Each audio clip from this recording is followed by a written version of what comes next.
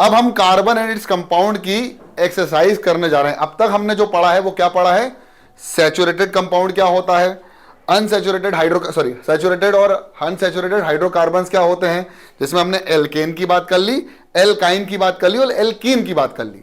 जिसमें एल्केन में carbon atom जुड़े रहते हैं सिंगल बॉन्ड से, एल्कीन में कार्बन एटम जुड़े रहते हैं डबल बॉन्ड से, और एल्काइन में कार्बन एटम जुड़े रहते हैं ट्रिपल बॉन्ड से। ठीक है, अब जो बात करने जा रहे हैं वो हम बात करने जा रहे हैं एक्सरसाइज की। तो देखो, सबसे पहले कुछ गोल्डन वचन सुन लो, यानी गोल्डन रूल। गोल्डन रूल क्या है वो सुनो। अगर आपको दिखता है कि हाइड्रोजन यानी हाइड्रोजन के एटम 2 टाइम्स मोर हैं, किससे? 2 टाइम्स मोर है किससे? कार्बन के एटम से। 2 times more than 2, sorry 2 times तो है, बस 2 ज्यादा और हैं। मतलब अगर कार्बन एटम आपको कार्बन का मल्टीप्लीकेशन करो 2 से और उसको ऐड कर दो फिर से 2 से, और जो बराबर आ रहा है वो हाइड्रोजन एटम के बराबर आ रहा है, तो आपको समझ में आ जाएगा कि वो एल्केन ग्रुप से आ रहा है। मैं इसको समझाता हूं एक्चुअली। जैसे मान लीजिए आपके पास C2 और H6 है। तो यहां साफ दिख रहा है कि अगर मैं इसका 2 टाइम्स करूं और 2 ऐड कर दूं तो जो मुझे आंसर मिलेगा वो कितना मिलेगा? 6। ऐसा मत करना 2 + 2 4 2 8, ऐसा नहीं। पहले बॉड मास का रूल चलता है, मल्टीप्लीकेशन होता है। तो हमको क्या मिलेगा? 6 मिलेगा। इसका मतलब साफ दिख जाएगा कि वो किसको बिलोंग करता है? एल्केन ग्रुप को बिलोंग करता है। किसको बिलोंग करता है? एल्केन ग्रुप को, है ना। लेकिन अगर मान लीजिए आपको नंबर ऑफ कार्बन एटम और number of hydrogen atom exactly बराबर मिल जाए, जैसे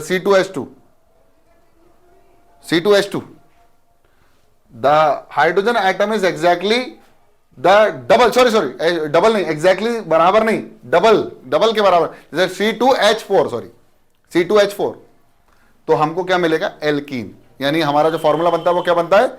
CnH2 टाइम्स ऑफ N।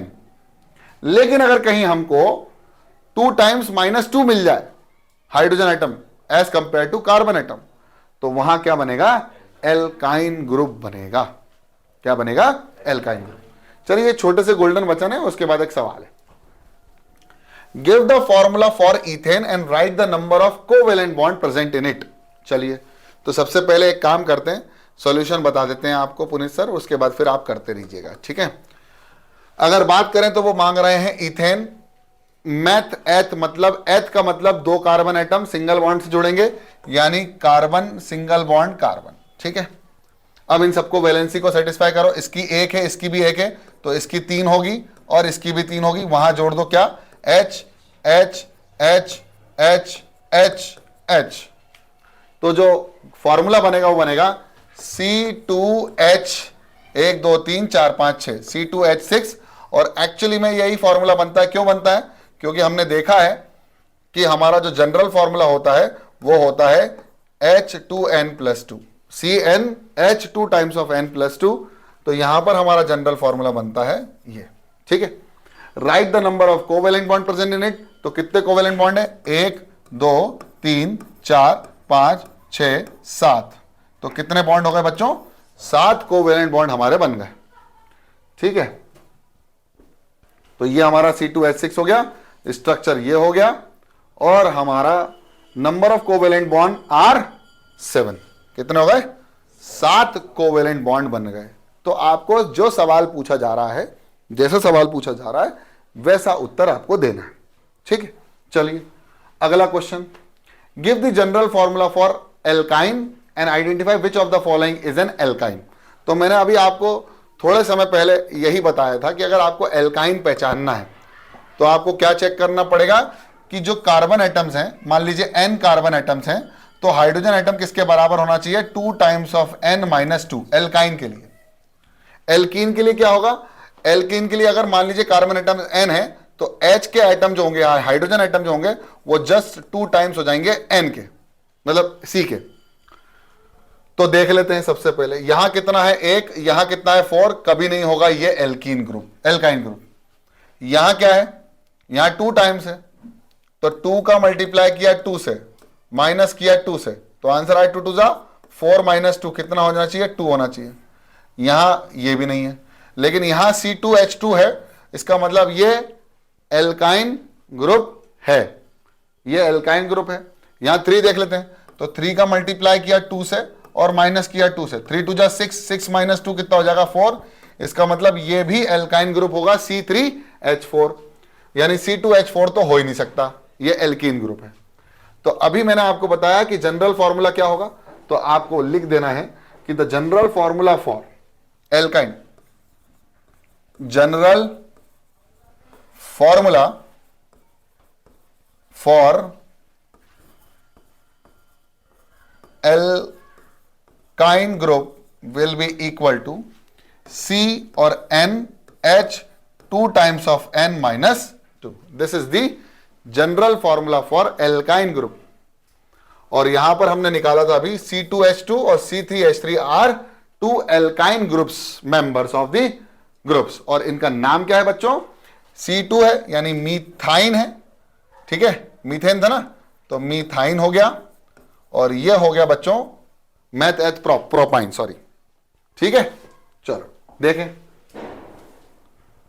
ये हो गया जनरल फॉर्मूला, और जनरल फॉर्मूला के बाद हमारे पास क्या आ गया, ये आ गया C2H2 और C3H3 आदि एल्काइन ग्रुप्स, इनके नामकरण भी मैंने आपको बता दिए, ठीक है।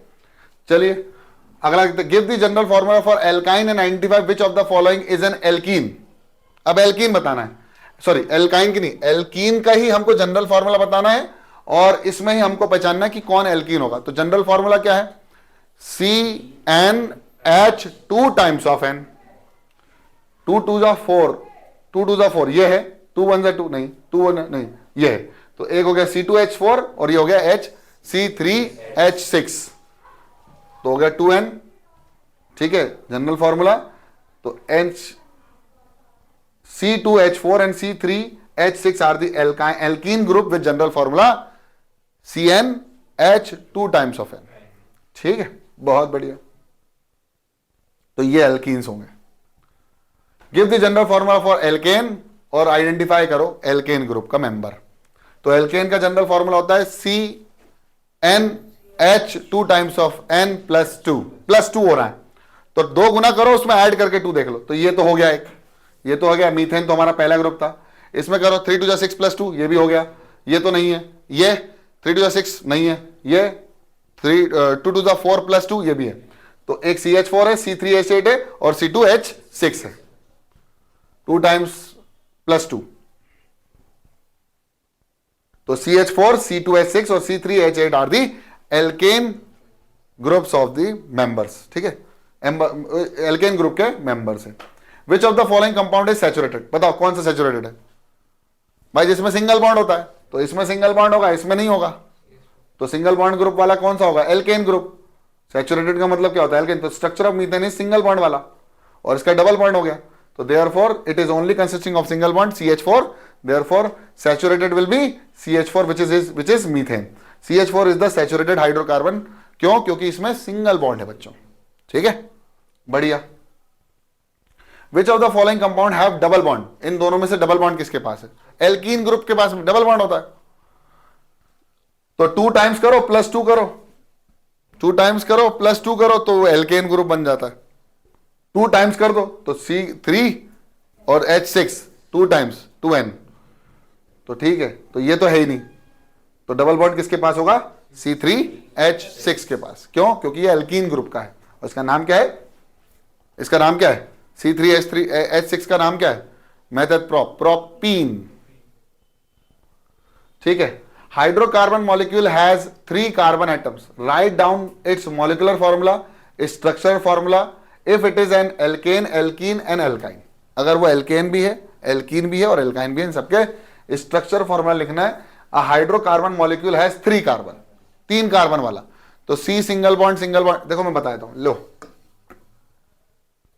सबसे पहले एल्केन का लिख देते हैं ना, तो बच्चों एल्केन का लिख रहा हूं, C सिंगल बॉन्ड C, यहां पर सब जगह H जुड़ जाएगा, तो ये आ गया H H H H H H H, तो क्या बताना, write down the molecular formula, तो मॉलिक्यूलर फॉर्मूला होगा C3H 1 2 3 4 5 6 7 8, तो C3 H8, फिर उसमें C double bond C single bond C, तो यहां आ जाएगा, सॉरी, तो ये हो जाएगा, इसमें डबल बॉन्ड ही रहेगा क्योंकि 1 2 3 4, 1 2 3, तो इसके साथ एक और H, एक H यहाँ, एक H यहाँ, और 1 2 3 H यहाँ पर, तो यहाँ पर होंगे 1 2 3 4 5 6, यानी C3H6, ठीक है।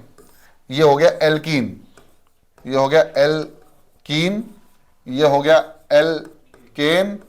और बच्चों अब एल्काइन ग्रुप बनाने जा रहा हूं जिसमें ट्रिपल बॉन्ड आएंगे, triple bond single bond C, तो यहां एक साथ ये H, ये इसकी वैलेंसी फिक्स हो गई, और यहां 3, तो ये हो जाएंगे C3H4, 1 2 3 4। अब इसको जनरल फॉर्मूले से मैच करवा लो। इसका जनरल फॉर्मूला जो होगा, इसका जनरल फॉर्मूला होगा, ये होगा, अरे भाई लिख देना, ठीक है मिटा देते हैं, कोई दिक्कत नहीं है, ये लो, ठीक है। तो ये जनरल फॉर्मूला होगा CnH 2 times of n minus 2, इसका जनरल फॉर्मूला होगा CnH 2 टाइम्स ऑफ n, इसका जनरल फॉर्मूला होगा CnH 2 times of n plus 2। Okay, तो वी हैव जनरल फॉर्मूला। अब मैं इसको आपको बताता हूं, मैंने जो आंसर्स लिखे हैं, प्रोपेन, फिर प्रोपीन डबल बॉन्ड के साथ, फिर आ गया propyne single bond, sorry double bond single bond, और फिर H जुड़ जाएगा हर जगह, तो ये बन जाएगा प्रोपाइन, ठीक है। और नाम बता दो। इतना क्लियर है? इतना समझ में आ गया? पक्का? अब जितना हमने पढ़ा है अब तक चैप्टर में, एक बार फिर से लिखो।